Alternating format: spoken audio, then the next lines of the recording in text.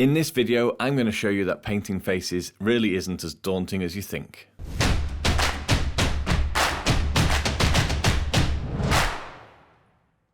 Hi everyone, and welcome to another Brushstroke painting guide. I'm Brushstroke, and are you the sort of person who says that you just can't paint faces, or always chooses the helmeted option when it comes to building your troops, or perhaps just doesn't know where to start when it comes to painting faces?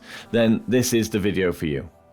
So, how to paint faces has been by far one of the most requested videos lately for me to make, which is interesting as looking at YouTube, it's not because there's a lack of guides out there. There are a lot of very impressive tutorials producing incredible results. Almost too good maybe, which I think might actually be the point.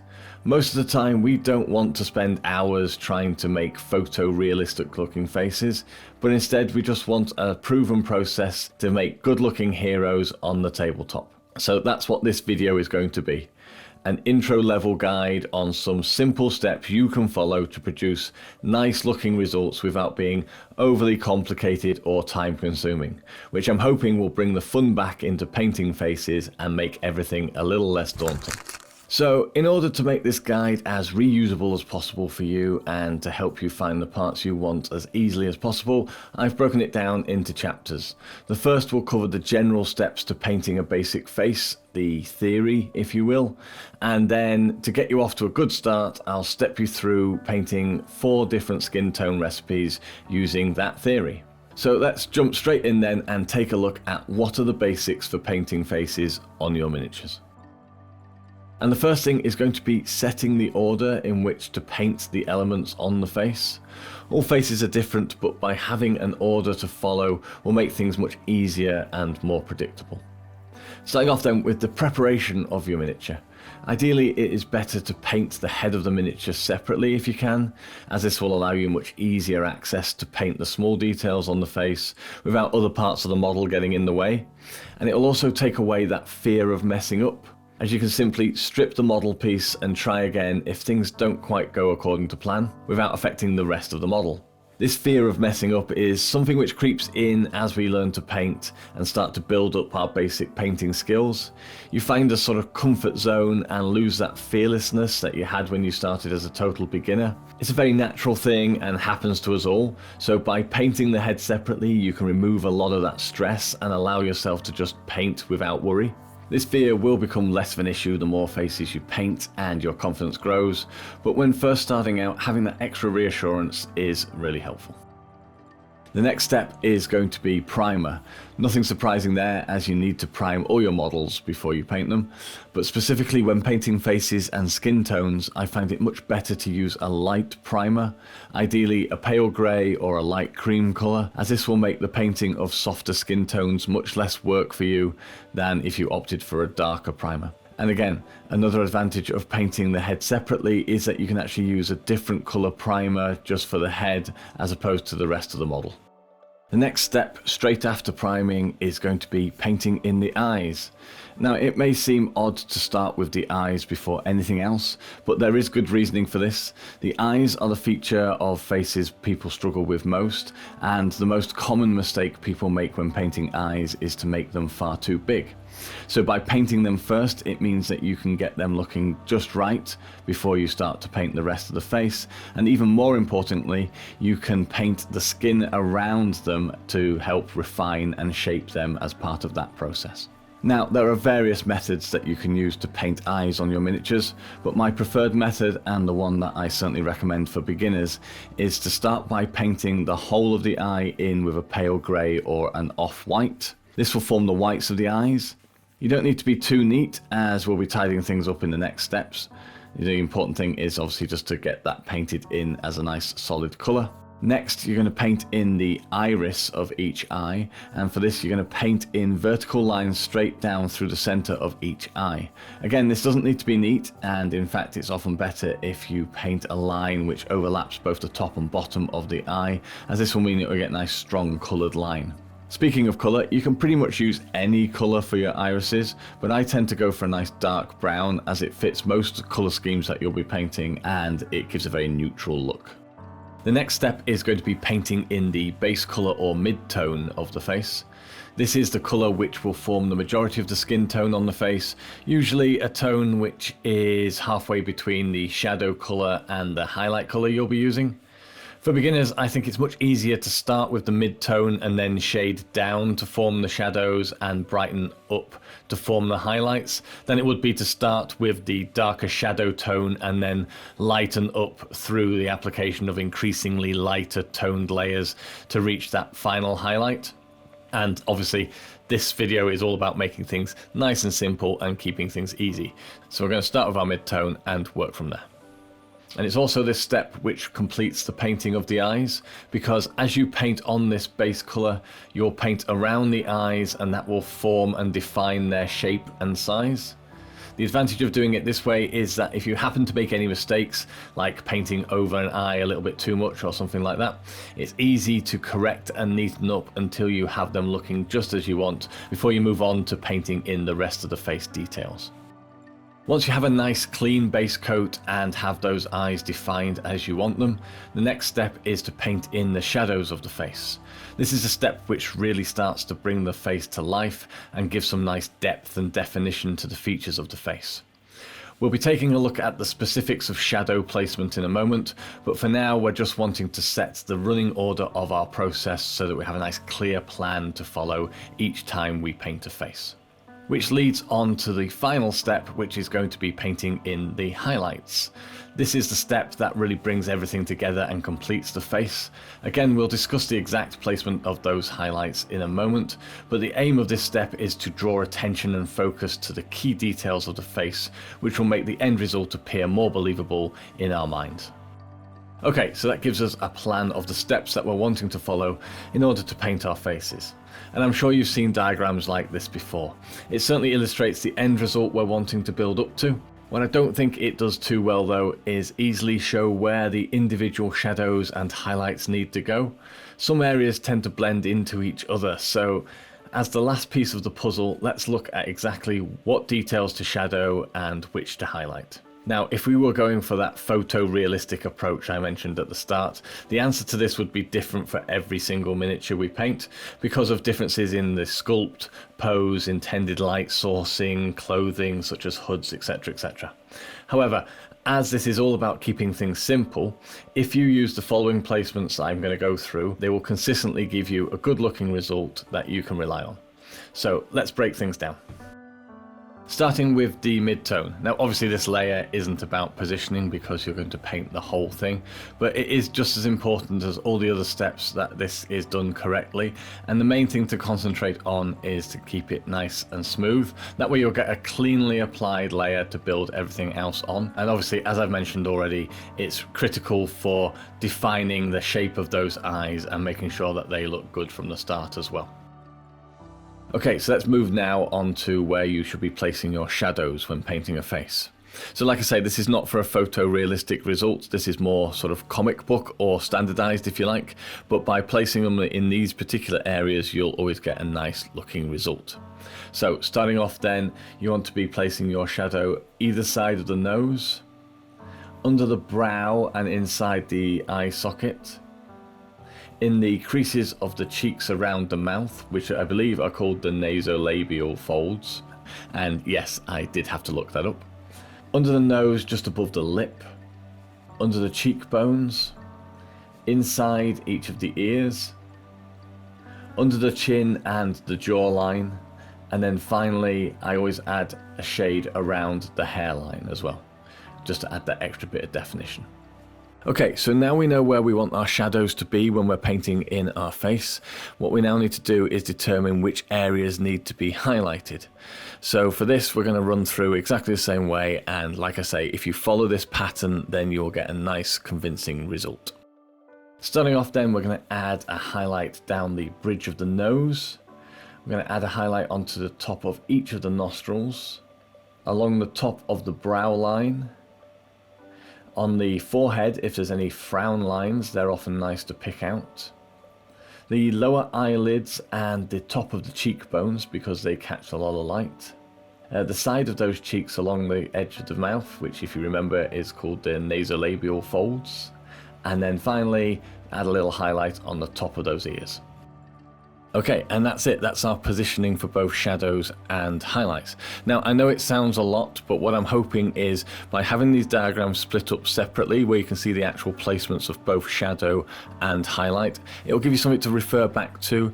And believe me, once you've done a few faces, muscle memory kind of kicks in and you start to remember which areas need to pick out for which things, and it all starts to become second nature. So now we've got this idea of what our plan is and the steps we're going to follow, let's have a look at putting all of that into practice.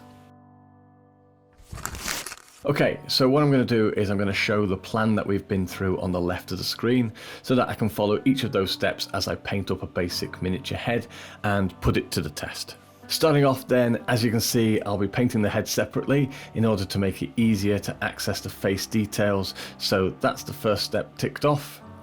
And in this case, I've mounted it onto a simple wire in a cork to form a painting handle, just to make holding it and positioning it while I paint much easier. I've also primed the head ready for painting, and because we're painting a bare face, I've primed it in a nice pale grey to make things as easy as possible. Which takes us on to the next step, and that's painting in the eyes on the face. And to do this, I'm going to start by painting in the whites of the eyes. Straightforward step, especially because I don't really care about painting outside of the eye, as I'll be painting in the skin tone later. One tip for this though, I find painting the left eye easier to do if I turn the head upside down, as I'm right-handed. And it just means that I can get the paintbrush in from the side a lot easier. Next step for the eyes is painting in the irises, and this is done by painting that vertical line straight down the middle of each eye. Again, I don't mind if the line goes onto the skin of the face, because I'll be painting that in the next part anyway. So the fact that my mini currently looks like a member of the rock band Kiss isn't a problem. Now with the eyes done, I can move on to painting on my mid-tone, and the key for this step is having a nicely thinned paint which goes on cleanly and smoothly. It's important that you do get this step smooth because it will form the foundation for the rest of the face. So do take your time and build up to a nice solid finish by applying multiple thin layers. Taking care when painting around the eyes to define a nice shape, remembering that the eyes on minis tend to be smaller than you might think.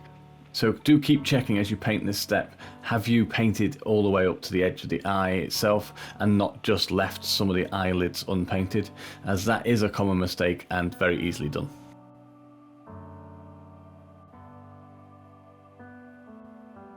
Okay, so that's my mid-tone painted in. So next is adding my shadows, and for this I'm going to use a wash, and that will help me by running into the recesses and low points on the face.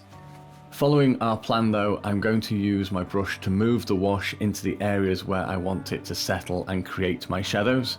That of course being the sides of the nose, under the brow, in the creases of the mouth, under the nose above the lips, under the cheekbones, inside the ears, under the chin and jawline, and of course along the hairline.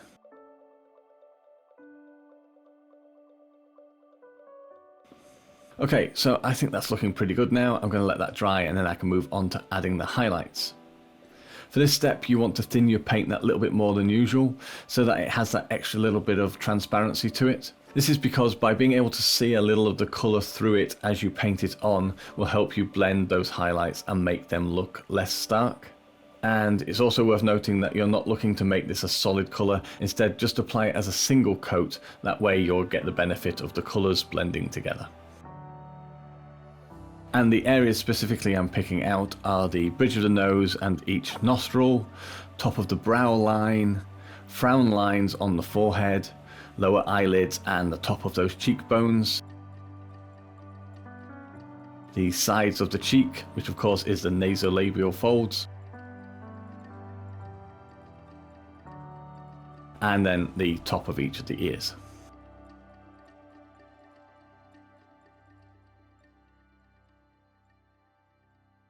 And that's it, a quick and simple process to follow to paint faces, which I think looks pretty close to what we had planned, and with the rest of the details now painted in around the face, you can see how it would look on a mini.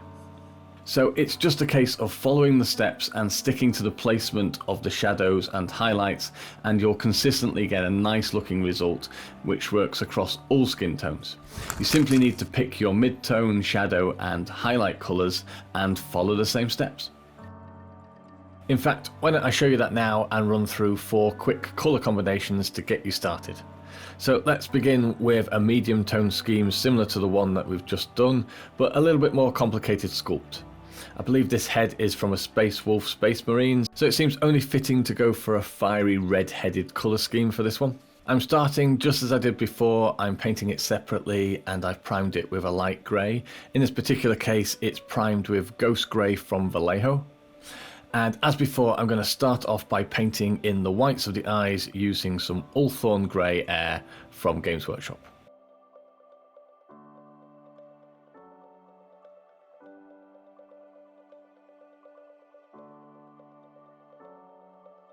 And then for the irises, I'm going to use some Rhinox Hide from Games Workshop. And I'm going to paint my lines down through the middle of each eye, leaving a little bit of that Ulthorn Grey showing on either side. Which means I can now move on to the next step, which of course is painting in my mid-tone, and for this I'm going to use some Cadian Flesh Tone from Games Workshop. So this sculpt actually has more facial hair, but the process is just the same as before. Simply paint in all of the areas of the skin with this mid-tone colour, making sure it goes on smoothly by thinning your paint, and take your time painting around the eyes in order to get a nice definition to their shape. Okay, that's my mid-tone painted in, and I thought it would be fun at this point to show you how easy it is to add little extra details into the process. For example, adding a shaved hair effect to the sides and the back of the head. And to do this, all I'm going to do is mix in some Administratum Grey together with my Cadian Flesh Tone to form a pale washed out colour. Ratio wise, it's about 50-50, but you can add more grey until you get to a shade that you're happy with. And then just paint that on all the areas that you want to look like shaved hair. As always, make sure that this paint layer is nice and thin so it goes on cleanly and smoothly. You don't want it to have any bumpiness compared to the flesh tone that you just painted on. And try and be as neat as possible where you want that joining line from the front of the face to the side of the head which is shaved to be.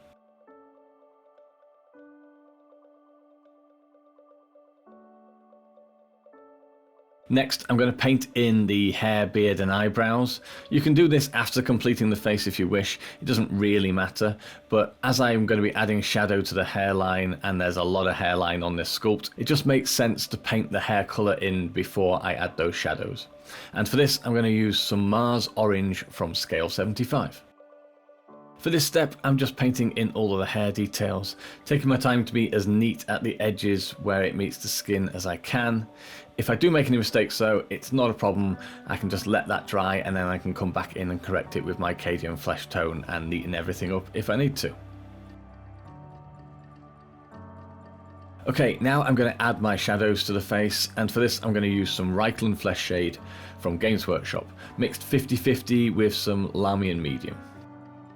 Just as before, I'm allowing the wash to settle in the recesses and I'm encouraging it with my brush so that it forms the shadows in the areas that I want. The main difference this time really is that extra facial hair on the face, so I want to make sure I add a shadow to that hairline too.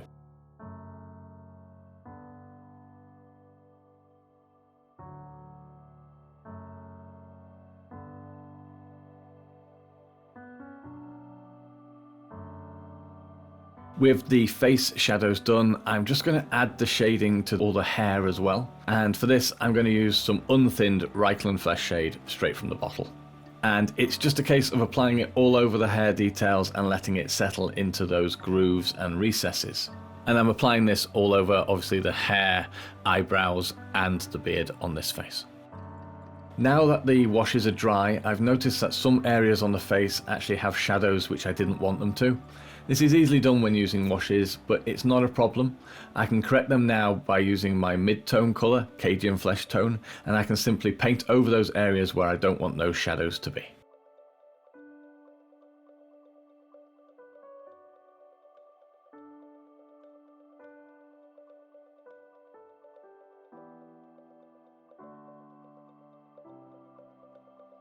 Okay, with my shadows now corrected and neatened up, I can move on to adding the highlights to the face, and for this I'm going to use some Kislev Flesh from Games Workshop. So I've thinned my paint down that extra little touch so that it's slightly transparent as I paint it on, and I'm just applying it as a thin layer to the areas of the face which I want to be highlighted, following my standard plan. Ignoring any areas of course which are covered in this case by beard or eyebrows, etc. As one final finishing touch, I want to make the lip on this sculpt a little darker and more prominent, so I'm just going to add a wash to it, and for this I'm going to use some Carroburg Crimson from Games Workshop. This will just add a little bit of a tint and enrich that redness a bit, and just basically make it look a little bit more blood-filled and lip-like. Okay, so with that done, the face is now finished.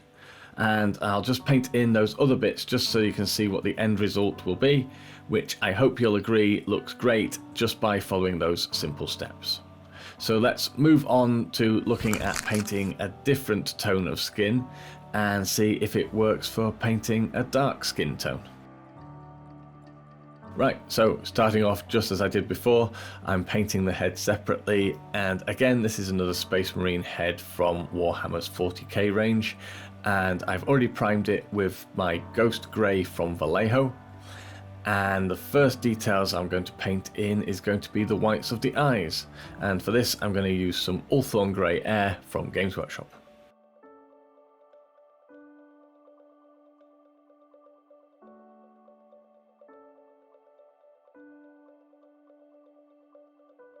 And then for the irises, I'm going to use some Rhinox Hide from Games Workshop. And I'm going to paint my lines down through the middle of each eye, leaving a little bit of that Ulthorn Grey showing on either side. Now with the eyes painted, I can now paint in my mid-tone, which for this scheme I'm going to use some Doom Bull Brown from Games Workshop. Same process as before then, I've thinned my paint so it applies smoothly and cleanly, and I'm taking my time to paint around the eyes and define their shape to be just as I need them.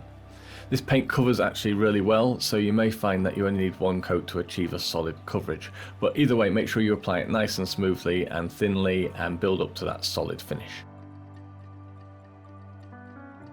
Okay, with the mid-tone now painted in, I just want to add a different tone to the lips on this face to help them stand out a little. So I'm just going to add a layer of Screamer Pink from Games Workshop to the lips. This is an optional and additional step to our standard process, but I want to show ideas of how you can mix things up and adapt the process too. I don't want this to be too strong, so I've thinned my paint so it's a little transparent, and I'm just going to add a thin layer in order to add a touch of colour, without making it look too much like he's wearing lipstick. Okay, for the next step I'm going to quickly paint in the hair using some Corvus Black from Games Workshop. Really simple step then, just try and be as neat as possible along the hairline where it meets the skin tone you've already painted in. If you do make any mistakes though, just let it dry and you can paint that Doom Bull Brown back in and neaten things back up. Next it's time to add the shadows to the face, and for this I'm going to use some Cygor Brown contrast paint, thinned down with contrast medium from Games Workshop. And the ratio I'm using is 1 part Cygor Brown to 6 parts medium, because I want this to be more like a wash and not just overpower everything. And this time I'm going to apply it all over the face, whilst still encouraging it to pool up and settle in the areas I want my shadows though. The reason I'm painting it all over this time is because I want the contrast paint to not only darken the areas I want my shadows, but also to tint the other areas too. One side effect of thinning this contrast paint down so much is you may find it runs into areas you don't want it to, like here where it's just run into the eye and filled it all over. Don't panic though, just empty your brush and use it to soak back up the contrast paint again. The dry brush will wick that liquid away and all will be fine again. Once applied, you need to make sure that you let this dry fully before moving on to the next step. This can be around 20 to 30 minutes depending on how heavily you've applied it. Once dry though, it's time to add the highlights to the face, and because the contrast has actually darkened down the whole of the face, I can actually use my mid-tone colour as my highlight. which in this case is Doomball Brown from Games Workshop. As before, I thinned my highlight paint down that little bit more than usual so that it is slightly transparent, and I'm going to apply a thin layer to all the areas I want to highlight.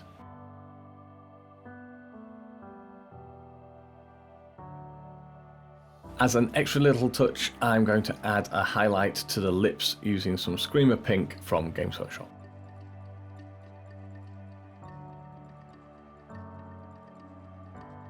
All that's left to finish off now is the hair, so I'm going to add a highlight to it using some Mechanicus Standard Grey from Games Workshop.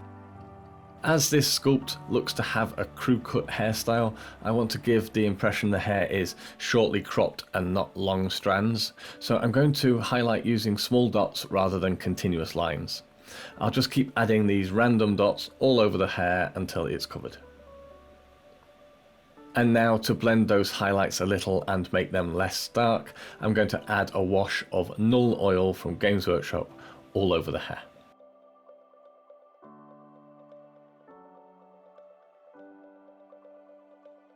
And with that wash now dry, I can paint in the remaining details of this head and you can see it completed. A very different result this time, but still using the same process as before. Simply by changing the colours used for my mid-tone, shadows and highlights, I've achieved a very different skin tone, but just as easily. So let's move on to the next colour scheme and look at using the process to paint a pale skin tone. And what better use for a pale skin tone than painting a vampire face? I believe this is the head from the Vampire Lord miniature from Warhammer's Age of Sigmar range. And as before, I'll be painting it separately from the rest of the miniature, and I've primed it with a pale primer, specifically Ghost Grey from Vallejo. And just as with the previous faces, I'm going to start with painting the eyes, but this time I'm going to paint them as icy blue. So for this, I'm going to use some Blue Horror from Games Workshop. Simple step to start with then, I've just thinned my paint and I'm making sure I paint the whole of the eye with this pale blue. Okay, with the eyes painted, I'm actually going to skip the iris painting step as I think it's creepier and more undead-like to have no irises. So I'm going to move straight on to painting on my mid-tone, which for this colour scheme is going to be Rakarth Flesh from Games Workshop. This face is quite a bit smaller than the two faces I've already painted in this video, which means of course the eyes will be smaller too. So I need to make sure I'm careful to paint around them correctly and not make them too big. Especially because the lower eyelids on this mini could easily be mistaken for part of the eyes. I'm also going to take care to not paint the mouth or teeth with the skin colour, as this will save me from having to paint them later on. Okay, with the mid-tone painted in, I'm going to move on to base coating the wild hair, and it only seems right to paint it a wild colour. So how about blood red? Specifically Galvorback red from Games Workshop. I'm just taking my time with painting the hair as I want to get a nice clean hairline against the pale skin tone, and I don't want to mistakenly paint this red where it shouldn't be. Because even though I can paint over it again, it's a very strong colour and it would take a couple of coats of the Rakarth Flesh to cover it. So by being careful, I'm actually saving myself work in the long run. That and the swirly hair strands are actually quite fragile, so I don't want to risk snapping them either, so I'm just taking my time. Okay, hair all painted in, and I even took the opportunity to paint the bats in black too, which means I can move on to adding the shadows to the face, and for this I'm going to use Reikland Flesh Shade thinned with Lahmian Medium at a ratio of 1 part Reikland to 2 parts medium. Just as before, I'm allowing the wash to settle in the recesses and I'm encouraging it with my brush so that it forms the shadows in the areas I want. I'm also going to take the opportunity to add shadow to the open mouth and darken the inside of there with the wash too. Now the wash does look like it really wants to pool up in the sunken cheeks of this sculpt, which may be a problem, as I don't want them to be too dark, which is why I opted to thin down the wash to start with. But I'm going to let it dry and let's see how it looks. Okay, the wash is dry, and even though the shadows are where I want them, as I thought, they are a little stronger than I had wanted. Not to worry, this is a great excuse to show you how you can deal with this problem, and the answer is just as I did previously where I had shadows in places I didn't want. I just need to paint back over the areas with some thinned down mid-tone, and that will soften those shadows. So, using some thinned down Rakarth flesh, I'm just going to paint a thin layer over the darker areas of the shadow, and because the paint is partially transparent, it will mean some of the colour underneath will show through, giving an end result of a much softer shadow. In hindsight, the way to prevent this for next time would be to increase the amount of Lahmian medium in my mix, and that would have given me a softer result. So in future, I'm going to use a 1 part Rakarth flesh shade to 3 parts medium mix. There, much better. And that means I can move on to adding the highlights on the face now, and for this I'm going to use some Pallid Witch flesh from Games Workshop. With the Pallid Witch flesh thinned down to be a little transparent, I'm going to add the highlights to now the usual areas, which are the bridge of the nose, the top of the brows, the top of the cheeks, top of the ears, sides of the mouth, and the lower eyelids. Okay, that's looking suitably gaunt and harrowing, so I'm going to now add a highlight to the red hair using some Mephiston Red from Games Workshop. And all I'm going to do is pick out the top edges of each of these strands with the bright red in order to make them really pop.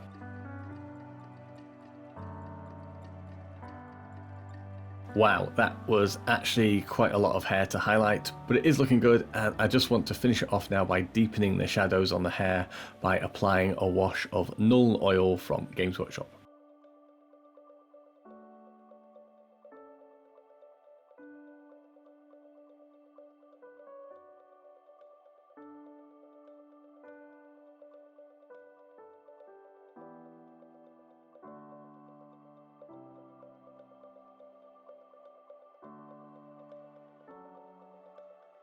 And with that wash now dry, the Vampire Lord's face is finished.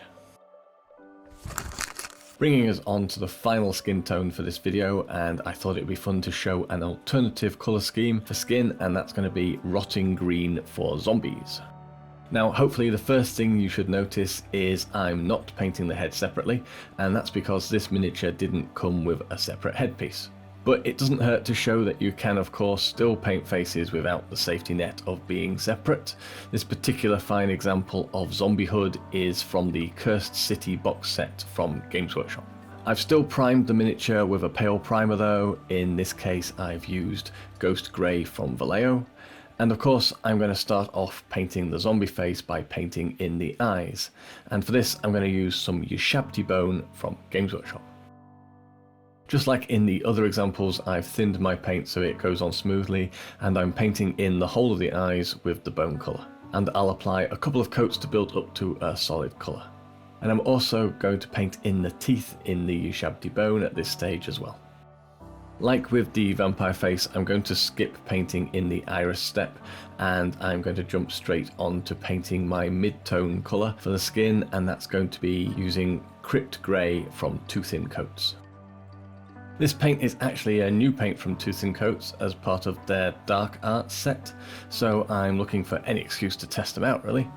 So far I have to say they are lovely. This paint especially goes on really smoothly with great coverage. For this step I'm painting in all of the skin, but I'm taking care to avoid painting the open sores and the mouth as well, as of course making sure I paint neatly around those eyes.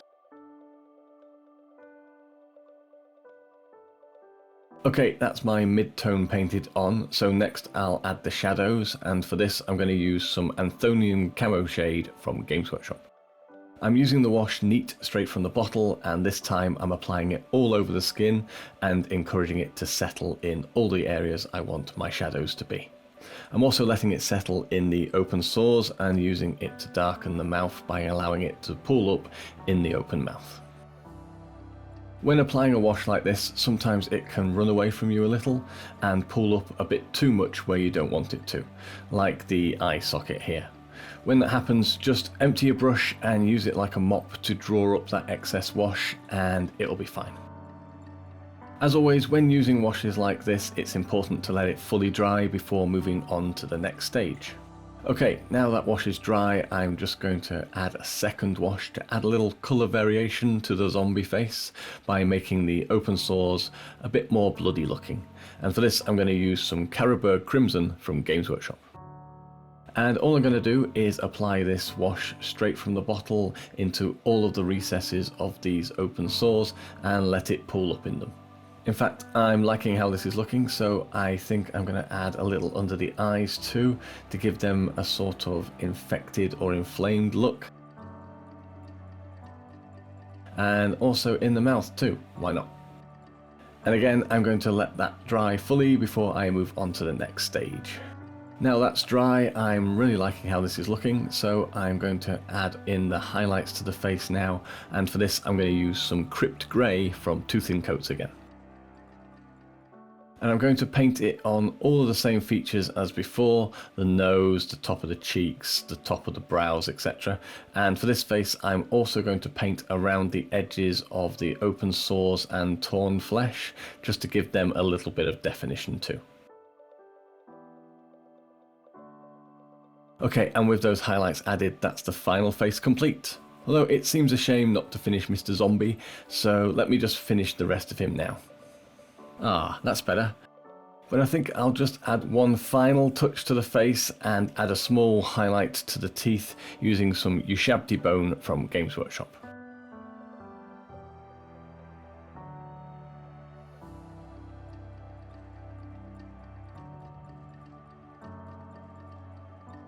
And now the final face is complete.